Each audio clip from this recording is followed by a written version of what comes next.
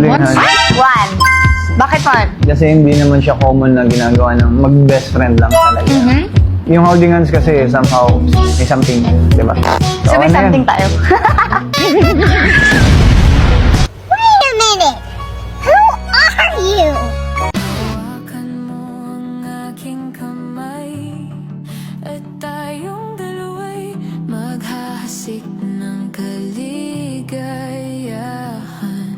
Bitawan mo ng salita, ako ay handa nang tumapak sa lupa.